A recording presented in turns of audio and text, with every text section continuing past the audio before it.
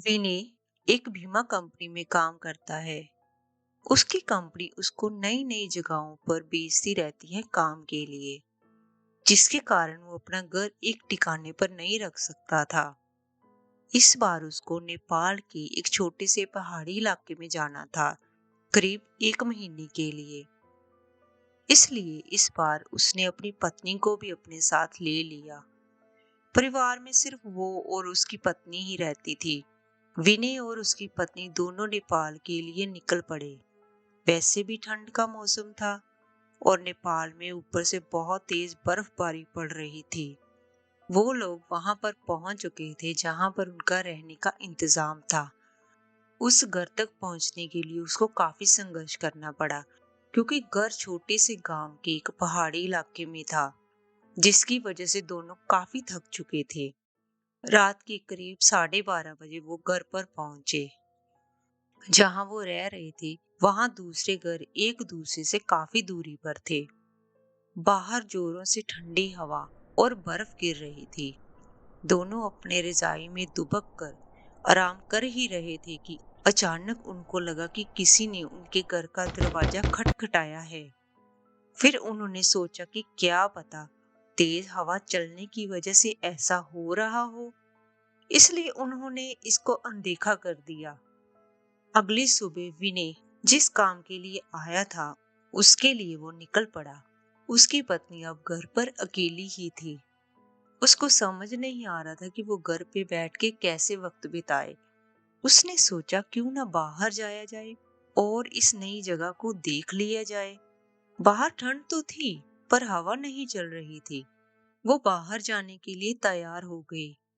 उसने जैसे ही अपने घर का गेट खोला, वैसे ही वो देखती है कि घर के पास बने एक खंबे के पीछे एक छोटा सा बच्चा खड़ा है, जो उसको चुपके चुपके देख रहा है। विनय की पत्नी ने उसको अपनी ओर बुलाया, पर वो नहीं आया और वहां से भाग गया। अगले दिन भी कुछ ऐसा ही हुआ। जब वो अपने घर से बाहर निकली, उसको वो बच्चा खंबे के पीछे खड़ा फिर से मिला। वो लड़का उसको घूरे जा रहा था। इस बार उसकी पत्नी ने उस बच्चे को पकड़ लिया और पूछा कि तुम यहाँ क्या कर रहे हो। उस बच्चे ने कुछ नहीं बोला और ना ही कुछ बताया। विनय की पत्नी ने उसके घर के बारे में पूछा, तब भी वो कुछ नहीं बोल रहा था।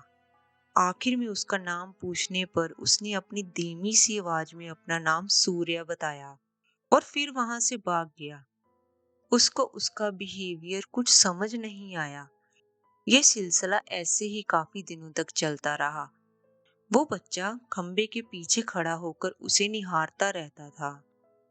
एक दिन रविवार की रात थी। दोनों घर पर ही थे।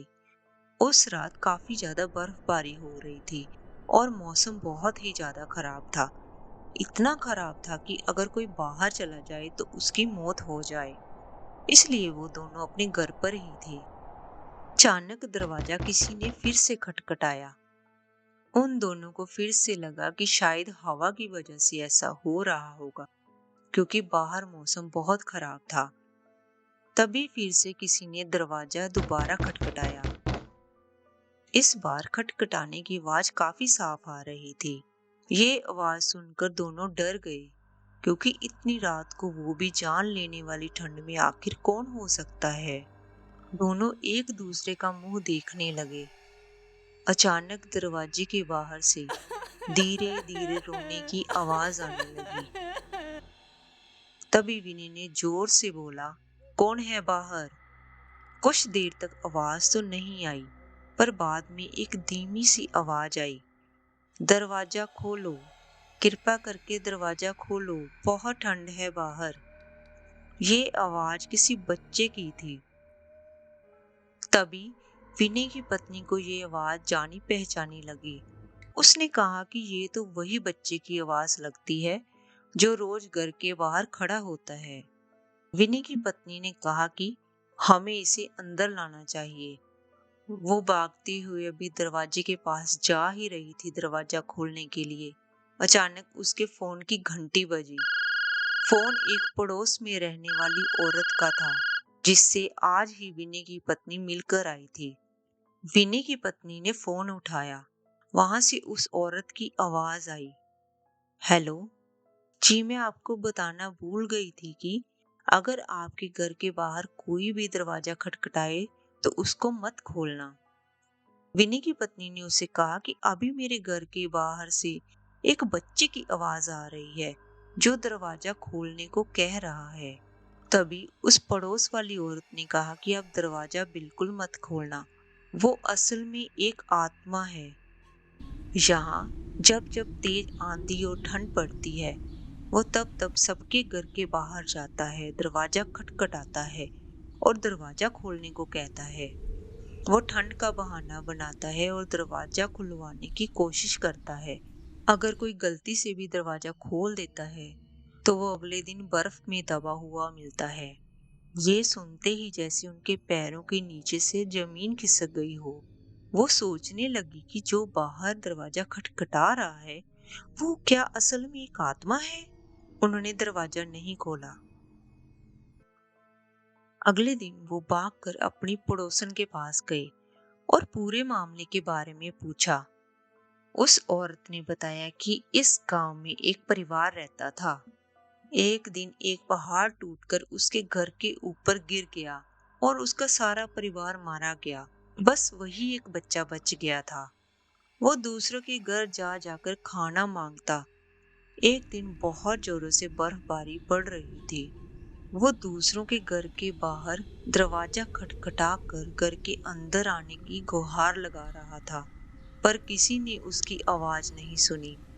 ठंड की वजह से सब लोग अपने घरों में दुबक कर बैठे थे। अगली सुबह उस बच्ची की लाश बर्फ में अकड़ी हुई मिली। आज भी जब कभी जोरों से बर्फ और आंधी आती है तो उसकी आत्मा सबके घर के पास आती है और गुहार लगाती है। ये सब सुनकर दोनों हैरान रह गए। वो वहां पर 1 महीने तक रहे। तब तक 3-4 बार उनके साथ ऐसा ही हुआ, लेकिन विनय का काम खत्म हो जाने पर वो वहां से चले गए। पर विनय की पत्नी के दिमाग में एक रहस्य हमेशा बना रहा कि उस घटना के बाद जो बच्चा उसे हर रोज घर के बाहर दिखता था वो कभी नहीं दिखा। क्या वही बच्चा था जो आत्मा था जो उससे हर रोज मिलता था? अगर आपको हमारी ये कहानी अच्छी लगी हो तो इसे अपने दोस्तों के साथ शेयर करें, सब्सक्राइब करें और लाइक करें।